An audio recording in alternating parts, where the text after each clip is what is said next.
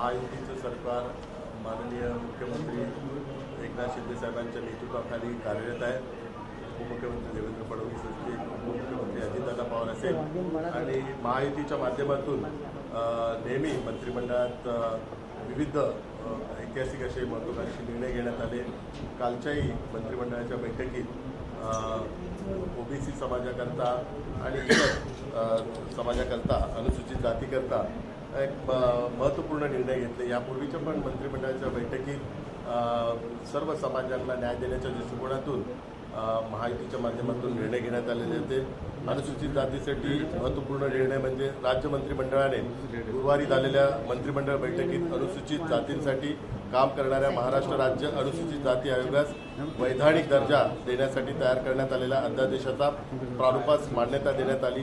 अनुसूचित जाती अनुसूचित जमातीच्या अनेक प्रश्नांना न्याय देण्याच्या आणि समाजाच्या उन्नतीच्या दृष्टीने राज्यात अनुसूचित जाती जमाती राज्य आयोग प्रभावीपणे काम करत आहे।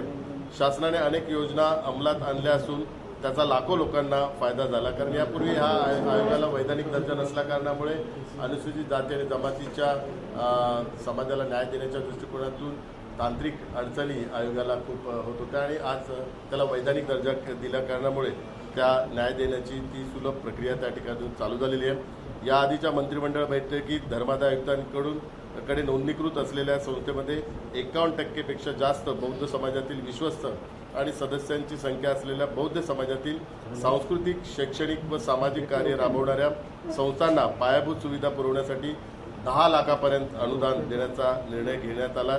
यासाठी शासनाने 20 कोटींची तरतूद केली आणि आपल्या सर्वांना माहिती आहे, कारण हे महायुतीचं सरकार छत्रपती शिवाजी महाराजांचा आदर्श ठेवून काम करणारे हे सरकार आहे। भारतीय घटनेचे शिल्पकार परमपूज्य डॉक्टर बाबासाहेब आंबेडकरांच्या विचारांना आदर्श ठेवून काम करणारे हे सरकार आहे। त्यामुळे डॉक्टर बाबासाहेब आंबेडकरांच्या विचारांना पुढे घेऊन आणि त्यांचं स्वप्न पूर्ण करण्याच्या दृष्टिकोनातून महत्त्वाकांक्षी निर्णय महायुतीच्या माध्यमातून मंत्रिमंडळाच्या बैठकीत होत आहेत। ओबीसींसाठी नॉन क्रिमिलेअर उत्पन्न मर्यादा वाढवण्याचा पण केंद्र सरकारला काल विनंती केलेली आहे। नॉन क्रिमिलेअरची उत्पन्न मर्यादा वाढवण्याची विनंती केंद्र शासनाला करण्याचा निर्णय आज झालेल्या मंत्रिमंडळात बैठकीत घेण्यात आला। बैठकीच्या अध्यक्षांनी मुख्यमंत्री एकनाथ शिंदे होते। उन्नत व प्रगत गटात मोडत नसल्यासंदर्भात नॉन क्रिमिलेअर उत्पन्नाची मर्यादा 8 लाखाहून 15 लाख रुपये इतकी करण्याची शिफारस केंद्र शासनास करण्यात आलेली आहे आणि हा पण अत्यंत महत्त्वाचा निर्णय ओबीसी समाजाच्या दृष्टिकोनातून होता आणि गेले कित्येक दिवस समाजाची ती मागणी पण होती। ओबीसी समाजातील विद्यार्थ्यांना स्पर्धा परीक्षेच्या तयारीसाठी सरकारने महाज्योतीची यापूर्वीच निर्मिती केली आणि परदेशातील शिष्यवृत्ती, फेलोशिप आणि वैद्यकीय शिक्षणासाठी ओबीसी समाजातील विद्यार्थ्यांना 30% कोटा निश्चित करण्यात आलेला आहे। काल एक राष्ट्रीय मागासवर्गीय आयोगाने केंद्र सरकारकडे एक खूप दिवसाची जी प्रलंबित मागणी होती ती केली आहे। लोध, लोढा, लोधी या ओबीसी जाती समुदायांचा समावेश करण्याबाबत शिफारस केलेली आहे। बडगुजर, सूर्यवंशी गुजर, लेवे गुजर, रेवे गुजर, रेवा गुजर, डांगरी, भोयर, पवार, कापेवार, मुन्नार, कप्पेवार, मुन्नार, कापू, तेलंगा, तेलंगी, पेटोरंडी, पेटारेड्डी, बुकेकरी जाती समुदाय महाराष्ट्र राज्यासाठी इतर मागासवर्गीयांच्या केंद्रीय यादीत समावेश करण्याची विनंती केली आहे आणि महाराष्ट्र राज्याच्या ओबीसीच्या केंद्रीय यादीत वरील जातींचा समावेश करण्यासाठी केंद्र सरकारकडे शिफारस करण्याकरता अंतिम निर्णय घेण्यात आलेला आहे। तर ही माहिती आज आपल्याला या माध्यमातून द्यायची होती आणि दसरा मेळाव्याच्या दृष्टिकोनातून, कारण दसरा मेळावा जी पूर्वतयारी केली आणि त्या संदर्भात पण माहिती या पत्रकार परिषदेच्या माध्यमातून आपल्यासमोर सादर करायची होती, कारण दसरा मेळावा हा शिवसेनेच्या दृष्टिकोनातून आणि शिवसैनिकाच्या दृष्टिकोनातून अत्यंत महत्त्वाचा एक क्षण असतो, कारण आम्ही सर्वजण एक सण किंवा उत्सव च्या माध्यमातूनच दसरा मेळावा, कारण दसरा हा सर्वांच्या हिंदू संस्कृतीप्रमाणे तो आपला एक सण उत्सव आहे, पण शिवसैनिकाच्या दृष्टिकोनातून शिवसेना प्रमुखांच्या विचारांचं सोनं आम्ही नेहमी त्या ठिकाणी आम्हाला त्याचं मार्गदर्शन मिळत होतं आणि तीच परंपरा आज पुढे शिवसेनेचे मुख्य नेते, महाराष्ट्र राज्याचे मुख्यमंत्री एकनाथ शिंदे साहेब आता पुढे घेऊन जात आणि तो त्यांचा विचार, शिवसेना प्रमुखांचे विचार, हिंदुत्वाचे विचार पुढे घेऊन जाण्याचा जो संकल्प त्यांनी तो पूर्ण केलेला आहे, तीच परंपरा ते पुढे घेऊन आज उद्या संबोधित करणार आहे आणि दसरा मेळाव्याची एक परंपरा आहे. कारण दसरा मेळाव्यात शिवसेना प्रमुख बाळासाहेब ठाकरे जे विचार संपूर्ण समाजाला देशाला देत होते त्या विचारांमुळे देशाच्या राजकारणाला देशाच्या समाजकारणाला एक वेगळी दिशा आणि एक प्रेरणादायी दिशा एक शिवसैनिकांना ऊर्जा मिळणारी दिशा ही त्या विचारांच्या माध्यमातून मिळत होती. आणि मला संपूर्णतः विश्वास आहे आज तिसरा हा दसरा मेळावा आमचा माननीय नेते शिवसेनेचे माननीय मुख्यमंत्री एकनाथ शिंदे साहेबांच्या नेतृत्वाखाली होणार आहे. यापूर्वी BKCला तो झाला होता, गेल्या वर्षी आझाद मैदानात झाला आणि आता पुन्हा एकदा आम्ही आता आझाद मैदानात हा मेळावा आयोजित केलेला आहे. आपल्या सर्वांना माहिती आहे आझाद मैदानाला एक ऐतिहासिक परंपरा आहे आणि तीच ऐतिहासिक परंपरा शिवसेनेला पण आहे. कारण शिवसेनेचा जो वैचारिक वारसा घेऊन माननीय मुख्यमंत्री एकनाथ शिंदे साहेब पुढे चाललेले आहेत तोच ऐतिहासिक वारसा तो त्या आझाद मैदानाच्या माध्यमातून ते पुढे घेऊन जातील हा संपूर्णतः विश्वास हा सर्व शिवसैनिकांना आहे. आणि ह्या मेळाव्याचं एक वेगळं स्वरूप ह्यावेळी असं असणार की माननीय मुख्यमंत्री एकनाथ शिंदे साहेबांनी जे एक महत्त्वाकांक्षी निर्णय समाजातील प्रत्येकाला न्याय देण्याच्या दृष्टिकोनातून आणि विशेष करून महिलांकरता नारी शक्तीला सक्षम करण्याकरता जे काही निर्णय घेतलेले आहेत त्याची प्रचिती उद्याच्या मेळाव्याच्या माध्यमातून आपल्याला दिसून येईल. महिलांची संख्या त्या ठिकाणी भरपूर असणार हा संपूर्णतः विश्वास आम्हाला सर्वांना आहे. कारण महाराष्ट्रातील कानाकोपऱ्यातील सर्व महिला असतील, महिला शिवसैनिक असतील आणि इतर शिवसैनिक असतील हे बाळासाहेब भवनला फोन करतात की आम्हाला सर्वांना या मेळाव्याला उपस्थित राहायचं आहे. 2 लाखापेक्षा जास्त शिवसैनिक या मेळाव्याला उपस्थित राहतील असा संपूर्णतः विश्वास आहे. आणि लाडकी बहीणच्यामुळे एक वातावरण संपूर्ण महाराष्ट्रात निर्माण झालेलं आहे. त्यामुळे त्या लाडक्या बहिणींचा पण एक उत्साह दिसून येत आहे. त्यांनाही या मेळाव्याला उपस्थित राहायचं अशी त्यांची मागणी महाराष्ट्रातील कानाकोपऱ्यातून होत आहे. त्यामुळे हा मेळावा हा एक ऐतिहासिक मेळावा होणार आणि सर्व गेल्या 2 वर्षाचे आणि यापूर्वीचे जे रेकॉर्ड आहेत तो रेकॉर्ड ब्रेक हा मेळावा होईल. कारण विधानसभेच्या निवडणुकीपूर्वीचा हा मेळावा आहे आणि या मेळाव्याला एक वेगळं स्वरूप आहे.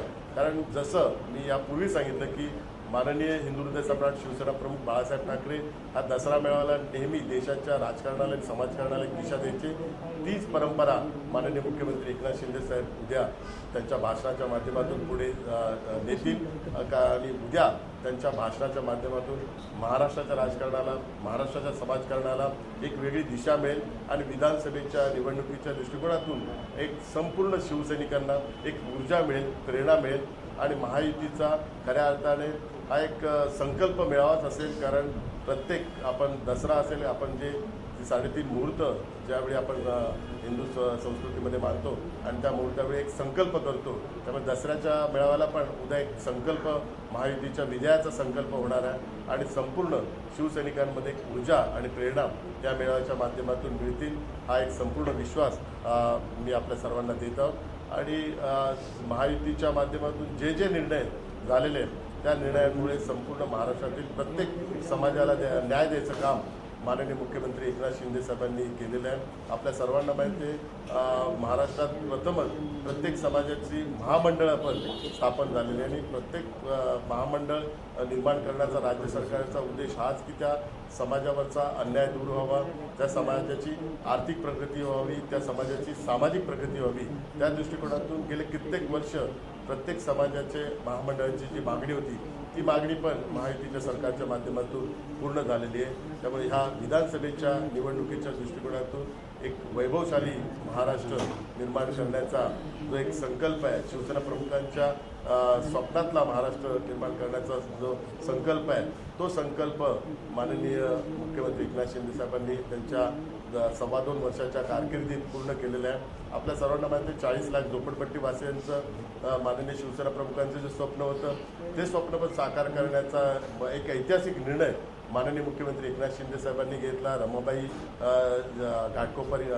नगर घाटकोपर येथे जे प्रकल्प रखडलेले प्रकल्प आहेत झोपडपट्टी पुनर्वसनाचे ते सर्व प्रकल्प राज्य सरकारच्या माध्यमातून पूर्ण करण्याचा एक ऐतिहासिक निर्णय घेतला आणि त्याची सुरुवात पण रमाबाई नगरपासून करण्यात आलेले. मराठी भाषेला अभिजात भाषेचा दर्जा मिळावा हा पण शिवसेना प्रमुखांचं एक स्वप्न होतं. ते पण स्वप्न आता साकार झालेलं आहे. त्यामुळे ज्या उद्देशाकरता आम्ही हे महायुतीचं सरकार स्थापन केलं होतं, माननीय मुख्य नेते एकनाथ शिंदे साहेबांनी जो एक संकल्प केला होता शिवसेना प्रमुखांचं स्वप्न साकार करण्याचं, ते सगळे स्वप्न साकार टप्प्याटप्प्याने त्यांनी पूर्ण केलेले आहे. आणि भविष्यात पण येणाऱ्या 5 वर्षात पण माननीय शिवसेना प्रमुखांना अभिप्रेत असलेला महाराष्ट्र पूर्ण करण्याचा संकल्प उद्या आम्ही दसरा मेळाव्याच्या माध्यमातून सर्वजण त्या संकल्प पूर्ण करण्याकरता शपथ सर्वजण घेणार आहोत. आणि मला संपूर्णतः विश्वास आहे उद्याचा हा दसरा मेळावा हा एक ऐतिहासिक आणि रेकॉर्ड ब्रेक हा दसरा मेळावा होईल. महाराष्ट्रातल्या कानाकोपऱ्यातून लाखो शिवसैनिक या ठिकाणी माननीय मुख्यमंत्री एकनाथ शिंदे साहेबांचं भाषण ऐकण्याकरता, त्यांचे विचार ऐकण्याकरता या ठिकाणी उपस्थित राहतील. त्या व्यतिरिक्त महाराष्ट्रातील इतर जनता पण उत्सुक आहेत ह्या मेळाव्याकडे. महाराष्ट्रातील प्रत्येक जनतेचं पण लक्ष आहे, कारण जे लाभार्थी आहेत त्यांना पण माननीय मुख्यमंत्री एकनाथ शिंदे साहेबांच्या नेतृत्वावर संपूर्णतः विश्वास आहे. त्यामुळे ते उद्या काय भाषण करणार आहेत, काय ते विचार प्रकट करणार आहे याची उत्सुकता महाराष्ट्रातील प्रत्येक नागरिकाला आहे, प्रत्येक मराठी माणसाला आहे. आणि म्हणून उद्याचा मेळावा हा एक वेगळा आणि एक ऐतिहासिक मेळावा असेल याची आपल्या सर्वांना माहिती आहे. राहुलजी प्रश्न असा आहे की उद्या दसरा मेळावा होतोय. दसरा मेळाव्याच्या निमित्ताने तुम्ही आता सांगितलं की 2.5 वर्षांच्या काळात मुख्यमंत्र्यांनी अनेक मोठे निर्णय घेतले, महाराष्ट्राला दिशा दिली. मात्र गेल्या काही दिवसांपासून महायुतीमध्ये कुठेतरी बिनसल्याचं पाहायला मिळतं, कारण अजित पवार हे कुठेच दिसत नाही. आजच्या सोहळ्याला सुद्धा सुनील तटकरे येतात आणि अजित पवार अनेक ठिकाणी दिसत नाही. नेमकी नाराजी आहे का महायुती? महायुतीत कुठेच बिनसलेलं नाही आहे. आणि माननीय मुख्यमंत्री अजितदादा पवार हे त्यांचा जो व्यस्त कार्यक्रम आहे, कारण त्यांचा पण पूर्वनियोजित कार्यक्रम चालू आहे. आणि संपूर्ण महाराष्ट्रावर त्यांना पण त्यांच्या पक्षाच्या दृष्टिकोनातून जबाबदारी असल्या कारणामुळे आणि विधानसभेच्या निवडणुकीच्या पूर्वतयारीच्या दृष्टिकोनातून त्यांचे कार्यक्रम नियोजित असल्या कारणामुळे काही ठिकाणी ते अनुपस्थित राहतील. पण त्यांचे प्रतिनिधी म्हणून तटकरे साहेब त्या कार्यक्रमाला उपस्थित होते. त्यामुळे केवळ हे महाविकास आघाडीच्या माध्यमातून हा गैरसमज पसरवण्याचं, जे लोकसभेच्या वेळी नेरेटिव्ह आणि खोट्या बातम्या पसरवण्याचं काम महाविकास आघाडीने केलं, तोच प्रकार आता विधानसभेच्या निवडणुकीच्या माध्यमातून करण्याचा त्यांचा केविलवाणी प्रयत्न आहे. त्याच्यात त्यांना काही यश मिळणार नाही. महाराष्ट्रामध्ये पहिल्यांदा जसं होतं की दसरा मेळावा, आतापर्यंत मुंबईमध्ये 2 दसरे मेळावे लोकांनी बघितलेले आहेत, त्यानंतर एक नागपूरला होत होता. पण यावर्षी पहिल्यांदा 7 ते 8 वेगवेगळे दसरा मेळावे होत आहेत, काही जातीच्या नावावर होत आहेत. अशा वेळेला इथल्या दसरा मेळाव्याचं वेगळंपण टिकवण्यासाठी आपली काय रणनीती आहे, काय उपाययोजना या गोष्टीने करण्यात आल्या? आणि दुसरं, कालच्या पावसाने संपूर्ण मैदानामध्ये चिखल आणि पाणी झालं, अशा वेळेला आपण काय उपाययोजना करताय? आपण दसरा मेळाव्याच्या बाबतीत जो उल्लेख केला, हा दसरा मेळावा हा एक ऐतिहासिक वेळ आणि एक वेगळा परंपरा लाभलेला मेळावा आहे. इतर मेळाव्यांची तुलना ह्या मेळाव्याची होऊच शकत नाही आहे. आणि आपल्याला माहिती आहे की शिवसेना प्रमुखांचं दसरा मेळावा आणि शिवाजी पार्कचं एक वेगळं नातं होतं. एक नेता, एक मैदान अशी आपल्या सर्वांना त्याचा प्रत्यय पण आपल्या सर्वांना आलेला आहे. त्यामुळे तोच विचारांचा वारसा घेऊन माननीय मुख्यमंत्री एकनाथ शिंदे साहेब पुढे जात आहे. त्यामुळे हा एक वेगळा परंपरेचा मेळावा आहे. इतर जे समाजाचे मेळावे असतील तर त्याला एक वेगळी परंपरा आहे, पण ह्या मेळाव्याला लोक एक वेगळ्या नजरेने बघतात, वेगळी उत्सुकता आहे लोकांमध्ये. आणि हा मेळावा आमच्या दृष्टिकोनातून अत्यंत महत्त्वाचा आहे, कारण प्रत्येक शिवसैनिकाला दसरा मेळाव्याच्या माध्यमातून एक ऊर्जा मिळते, प्रेरणा मिळते. आणि विधानसभेच्या निवडणुकीच्या अगोदर हा मेळावा होत आहे. त्यामुळे हा शिवसैनिकांच्या दृष्टिकोनातून अत्यंत महत्त्वाचा आहे. आमच्या सर्वांना एक मार्गदर्शन देणारा, एक दिशा देणारा आणि महाराष्ट्राच्या राजकारणाला पण दिशा देणारा हा मेळावा असेल. महाराष्ट्राच्या समाजकारणाला, कारण आज जे सामाजिक वातावरण महाराष्ट्राचं जे बिघडलेलं आहे, त्या सामाजिक वातावरण बद्दल माननीय मुख्यमंत्री साहेबांनी एक दिशा उद्या देतील हा संपूर्णतः विश्वास आहे. त्यामुळे महाराष्ट्रातल्या प्रत्येक नागरिकाला पण एक ऊर्जा देणारा हा मेळावा असेल. राहुलजी उद्या उद्धव ठाकरेंचा सुद्धा दसरा मेळावा, आपल्या शिवसेनेचा सुद्धा दसरा मेळावा, मात्र एक वेगळं चित्र उद्या पाहायला मिळणार आहे. 200 वर्ष राज ठाकरेंचं सुद्धा पॉडकास्टवर जनतेची संवाद प्रश्न, तिघांचा एकत्र उद्या संवाद असेल. स्पॉट प्रत्येक जण ज्या विधानसभेच्या निवडणुकीचं औचित्य साधून उद्याच्या दिवसाचं प्रत्येकजण आपापलं विचार त्या ठिकाणी प्रकट करणार आहे. परंतु मी तुम्हाला वारंवार सांगू इच्छितो की दसरा मेळावा आणि शिवसेना प्रमुख यांचं एक वेगळं नातं आहे. ते एक व्यक्तीचं नातं नव्हतं, ते एक विचारांचं नातं आहे. कारण दसरा मेळाव्यातून विचार मिळत होते, देशाला एक प्रेरणा मिळत होती, एक दिशा मिळत होती. त्यामुळे विचार आणि दसरा मेळावा एक त्याची सांगड आहे आणि ती सांगड केवळ माननीय मुख्यमंत्री एकनाथ शिंदे साहेबांच्या नेतृत्वाखाली जो दसरा मेळावा होईल त्याच ठिकाणी आपल्याला दिसून येईल. कारण जे विचार माननीय शिवसेना प्रमुखांनी गेले कित्येक वर्ष दसरा मेळाव्याच्या माध्यमातून लोकांना दिले, तेच विचार पुढे नेण्याचा वारसा माननीय मुख्यमंत्री एकनाथ शिंदे साहेबांनी घेतलेला आहे. तो वारसा पुढे घेऊन जात आहे. इतर जे दसरा मेळावा ते आपली भूमिका सोडून, शिवसेना प्रमुखांचे विचार सोडून, हिंदुत्वाचे विचार सोडून ते त्या ठिकाणी भूमिका त्या ठिकाणी व्यक्त करणार आहे. त्यामुळे त्या मेळाव्याला महत्त्व नाही आहे. हा मेळावा हा खऱ्या अर्थानं शिवसेना प्रमुखांचा विचारांचा मेळावा हा असणार आहे आणि म्हणूनच लोकांमध्ये त्यात उत्सुकता आहे आणि लाखो शिवसैनिक या मेळाव्याला उपस्थित जातील हा संपूर्णतः विश्वास आहे. म्हणून तुम्ही एकत्र सगळे येतात. दुसऱ्या भाजपकडनं तेव्हा भाऊ नावाचं कॅम्पेन इंडिव्हिज्युअल राबवलं जातं. रिक्षामध्ये जाऊन स्टिकर असो, नेत्याची कवच असो किंवा होर्डिंग्स असो. भाजपा एका अर्थाने देवेंद्र फडणवीसांना मुख्यमंत्री पदाच्या उमेदवार देवा भाऊ प्रोजेक्ट करते. नाही, प्रत्येक महायुतीतल्या प्रत्येक पक्षाला त्यांच्या प्रचाराच्या दृष्टिकोनातून निर्णय घेण्याचा संपूर्णतः निर्णय आहे आणि प्रत्येकाच्या प्रचाराची दिशा ही त्यांचं जे नेतृत्व आहे त्या नेतृत्वाच्या दृष्टिकोनातूनच असते आणि यापूर्वी पण असं घडलेलं आहे.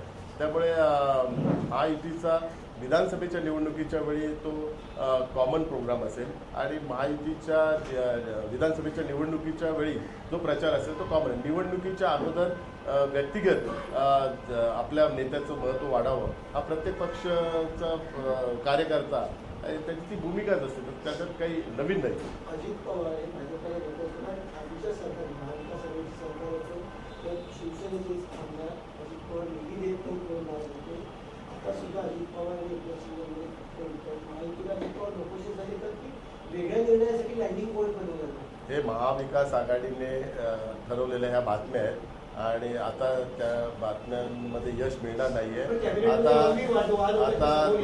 2-3 दिवसातच आचारसंहिता डिक्लेअर होणार आहे आणि महायुतीचे सर्व कार्यकर्ते असेल, सर्व लोकप्रतिनिधी असतील, सर्व नेते विधानसभेच्या निवडणुकीसाठी तयार आहेत. महायुतीमध्ये एकदम एकजूट आहेत आणि कोणामध्ये दोष नाही आहे आणि कोणामध्ये पण राग नाही मनामध्ये कोणाच्या बद्दल.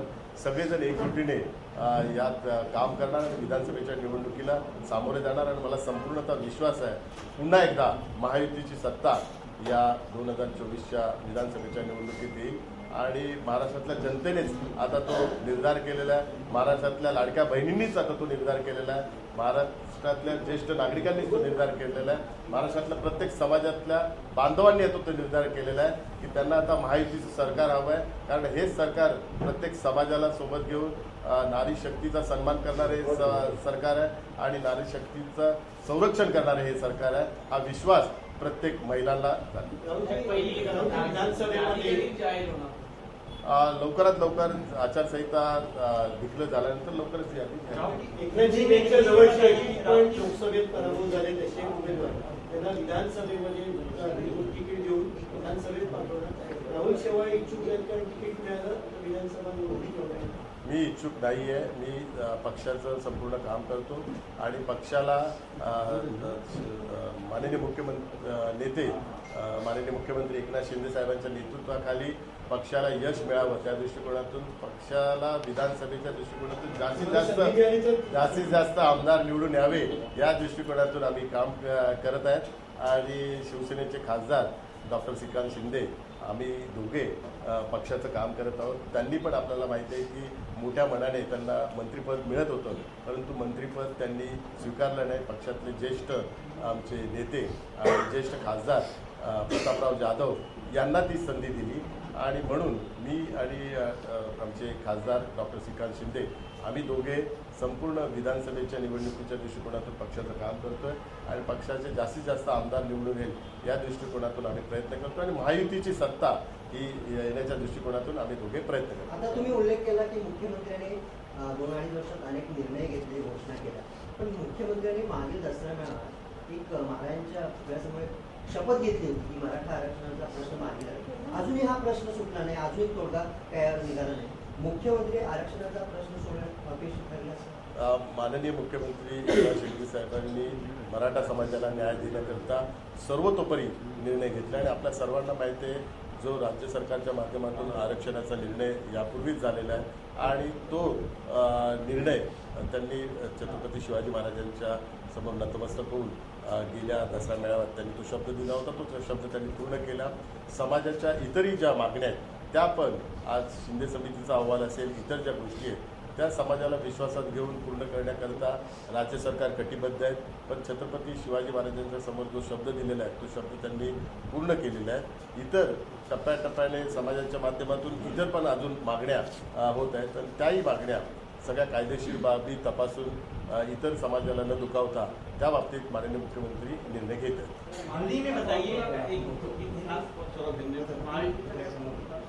महायुतीचा फॉर्म्युला लवकरात लवकर आपल्याला समजेल.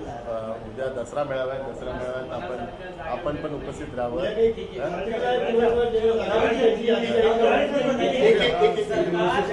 ओबीसी की कई जातियों को केंद्रीय सूची में डालने का प्रस्ताव रखा है, क्रीमी लेयर का बढ़ाने का प्रस्ताव रखा है. कहा ये जा रहा है कि एनडीए ने जो 36 बिरादरी का फॉर्मूला हरियाणा में बनाया था उसी को महाराष्ट्र में अपनाने का प्रयास करें ताकि काउंटर मराठा रिजर्वेशन पॉलिसी बनाई जाए, क्योंकि उससे काफी नुकसान उठाना पड़ा था. आप सभी को पता है 2.25 साल महायुति की सरकार महाराष्ट्र राज्य में और माननीय मुख्यमंत्री एकनाथ शिंदे जी हो, उप मुख्यमंत्री देवेंद्र फडणवीस जी हो, उप मुख्यमंत्री अजित दादा पवार जी हो, इनके नेतृत्व में छत्रपति शिवाजी महाराज जी का आदर्श लेके भारत रत्न डॉक्टर बाबा साहब अम्बेडकर जी के विचारों का सम्मान करते हुए ये सरकार चल रही है और इस सरकार के माध्यम से समाज के सभी नागरिकों को न्याय देने का काम हो रहा है. जैसे आपको बताया कि ओबीसी का नॉन क्रिमिनल का जो लिमिट थी 8 लाख से 15 लाख करने की, वो भी प्रस्ताव कल कैबिनेट में पारित किया गया हुआ और जो ओबीसी राष्ट्रीय मागासवर्गीय आयोग है उनके माध्यम से केंद्र सरकार को सिफारिश की ये लोधा लोधी ये ओबीसी जाति उनको इसमें इंक्लूड करने के लिए और बहुत सारी जो जाति है जो प्रस्ताव बहुत दिनों से प्रलंबित था वो भी राष्ट्रीय मागासवर्गीय आयोग के पास प्रस्तुत किया गया और उसको कैबिनेट ने भी अप्रूव दिया हुआ है. तो महाराष्ट्र सरकार की यही भूमिका है कि समाज के सभी नागरिकों को न्याय मिलना चाहिए और समाज आप सभी को पता है कि महाराष्ट्र सरकार ने एक बहुत ही महत्वपूर्ण निर्णय लिया है कि सभी समाज के आर्थिक उन्नति के लिए और सामाजिक उन्नति के लिए उनके महामंडल बनाने का निर्णय लिया हुआ है और वो भी एक ऐतिहासिक निर्णय है. इसके पहले किसी भी सरकार ने इसके बारे में सोचा नहीं था, लेकिन महाराष्ट्र सरकार के माध्यम से ये महत्वपूर्ण निर्णय लिया हुआ है. आज इस प्रेस कॉन्फ्रेंस के माध्यम से ये भी आपको बताना चाहता हूँ कि कल दशहरे की हमारी रैली है और आप सभी को पता है दशहरा रैली शिवसेना और शिवसैनिक के लिए बहुत ही महत्वपूर्ण है. ये हमारे लिए एक उत्सव के माध्यम से हम लोग मनाते हैं. पूरे देश में तो दशहरा उत्सव के माध्यम से मनाते हैं, लेकिन ये हमारा विचारों का उत्सव है. माननीय हिंदू हृदय सम्राट शिवसेना प्रमुख बाला साहब ठाकरे जी हर दशहरा रैली के माध्यम से देश को देश के राजकारण को या समाजकारण को एक दिशा देते थे. वही परंपरा आगे चलाते हुए शिवसेना के मुख्य नेता महाराष्ट्र राज्य के मुख्यमंत्री आदरणीय एकनाथ शिंदे साहब पिछले 2 साल दशहरे रैली के माध्यम से शिवसेना और शिवसैनिकों को संबोधित करते हैं और उस रैली के माध्यम से वो महाराष्ट्र के राजकारण हो, महाराष्ट्र का समाजकारण हो, उसको दिशा देते हैं. और ये रैली इसके लिए महत्वपूर्ण है क्योंकि विधानसभा चुनाव के पहले ये रैली हो रही है. तो इस रैली के माध्यम से शिव सैनिकों में एक ऊर्जा मिलेगी, एक प्रेरणा मिलेगी और सभी उत्सुक है कि माननीय मुख्यमंत्री एकनाथ शिंदे जी का भाषण सुनने के लिए। और आप सभी को पता है कि माननीय मुख्यमंत्री शिंदे साहब ने नारी शक्ति का सम्मान करने के लिए बहुत ही महत्वपूर्ण निर्णय लिए। उसके लिए पूरे महाराष्ट्र के में महिलाओं में भी बहुत ही उत्साह है। हमें बालासाहेब भवन में बहुत सारी महाराष्ट्र से महिलाओं का भी संपर्क यहाँ पे किया जा रहा है कि हमें कल की दशहरा रैली में आना है, हमें माननीय मुख्यमंत्री एकनाथ जी शिंदे साहब का भाषण वहाँ पे सुनना है। तो जो लाड़की बहना जो योजना है वो इतनी यशस्वी हुई, तो सभी जो लाडली बहना है वो भी कल आज़ाद मैदान आने का विचार कर रही है। और कल लगता है कि कल आप देखेंगे कल की दशहरे रैली में महिलाओं की संख्या उसमें ज़्यादा रहेगी और विशेष रूप से लाडली बहनों की उसमें संख्या उसमें ज़्यादा रहेगी। ओबीसी समाज और दलित वर्ग के उत्थान के लिए सरकार ने फैसले लिए, खासतौर पिछले कुछ दिनों में कैबिनेट में फैसले लिए। महाविकास आघाड़ी का आरोप है कि इनकी आपको चुनाव में हार का डर सता है, इसीलिए इस वर्ग को रिझाने का प्रयास करें। आपको लग रहा है दलित और ओबीसी समाज का साथ मिल पाएगा आप लोगों को? दलित और ओबीसी समाज का साथ इसके पहले भी था, लेकिन दुर्भाग्य से लोकसभा चुनाव में महाविकास आघाड़ी और इंडिया अलायंस ने जो गलतफहमी और मिसअंडरस्टैंडिंग समाज में निर्माण की और जो संविधान के माध्यम से जो डर पैदा किया, उसकी वजह उसका असर आपको वोटिंग पे दिखाई दिया। लेकिन मुझे पूरा विश्वास है विधानसभा चुनाव में ये चित्र आपको दिखाई नहीं देगा। विधानसभा चुनाव में सभी समाज महायुति सरकार के पीछे खड़े रहेंगे। उनको सभी समाज को माननीय मुख्य नेता शिवसेना के और मुख्यमंत्री एकनाथ शिंदे साहब जी के नेतृत्व पे विश्वास है, क्योंकि उनके माध्यम से समाज को न्याय देने के लिए बहुत सारे निर्णय लिए गए। जो 16 साल 17-18 साल प्रलंबित निर्णय थे, उसके लिए समाज को आंदोलन करना पड़ा और उस समाज को न्याय देने का काम माननीय मुख्यमंत्री एकनाथ शिंदे साहब ने किया है। तो मुझे पूरा विश्वास है इस बार पूरा महाराष्ट्र शिंदे साहब के नेतृत्व में विश्वास देके महायुति की सरकार को फिर एक बार एक संधि देंगे, उपलब्धि देंगे। सर, संजय राउत है कि आपने मदरसाओं के शिक्षकों की जो सैलरी बढ़ाने का निर्णय लिया है, क्या वो वोट जिहाद नहीं है? नहीं, ये तो अभी ये आप जिन्होंने वोटिंग किया उनको ये सब पूछना चाहिए। केवल महाराष्ट्र सरकार ने जो भी निर्णय लिए उसको वो राजनीति के तौर पे हर बार देखते हुए, ये कॉमन प्रोसेस है। ऑलरेडी उनके पेमेंट चल रहे हैं, उनके पेमेंट के बारे में वो डिसीजन लिया, ये क्या नया निर्णय लिए। जो एग्जिस्टिंग जो पॉलिसी है उसमें अमेंडमेंट थी वो, और इसमें राज्य सरकार ने कुछ नया निर्णय लिया है, तो ये उसको राजनीति करना ये गलत नहीं। सर, दशहरा रैली जो है के बाद चुनाव के मद्देनजर अलग-अलग पार्टियों ने दशहरा रैली अलग-अलग जगहों पर अलग-अलग जाति की दशहरा रैली होगी। आपकी जो दशहरा रैली है वो अलग किस तरह से? शिवसेना की रैली का एक अलग ही महत्व है। आप सभी को पता है, पूरे देश को पता है कि शिवसेना प्रमुख बालासाहेब ठाकरे जी का विचारों का नाता शिवसेना रैली से जुड़ा हुआ है। और पूरे देश में भी एक उत्सुकता रहती थी कि शिवसेना रैली में शिवसेना प्रमुख बालासाहेब ठाकरे जी क्या बोलेंगे। कभी उनके जो दशहरा रैली में आप देखेंगे नेशनल इशू भी उन्होंने रेस किए हुए, इंटरनेशनल इशू के बारे में भी बात की हुए, और उसकी वजह से उसका जो इम्पैक्ट है, उसका असर है देश की राजनीति के ऊपर भी हुआ है। जैसे मैंने कहा कि देश के राजकारण हो, समाजकारण हो, उसके ऊपर भी असर हुआ है।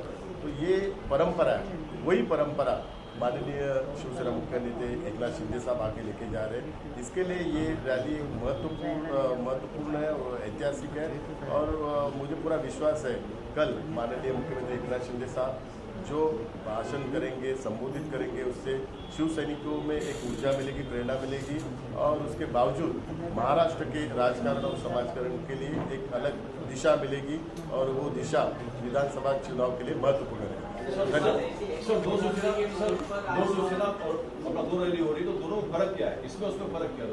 इसमें ये रैली है शिवसेना प्रमुख बालासाहेब ठाकरे जी के विचारों की रैली है, क्योंकि हम माननीय मुख्यमंत्री एकनाथ शिंदे साहब ने जो संकल्प किया है शिवसेना प्रमुख बालासाहेब ठाकरे जी के विचारों को आगे लेके जाने का, हिंदुत्व के विचारों को आगे लेके जाने का, धर्मवीर आनंद जी के साथ उनके विचारों को आगे लेके जाने का, यही फर्क है। उस रैली में सोनिया गांधी के विचारों को आगे लेके जाने का, राहुल गांधी के विचारों को आगे लेके जाने का, शरद पवार जी के विचारों को आगे लेके जाने का, ये फर्क 2 रैली में है। तो ये फर्क आपको कल दिखाई देगा।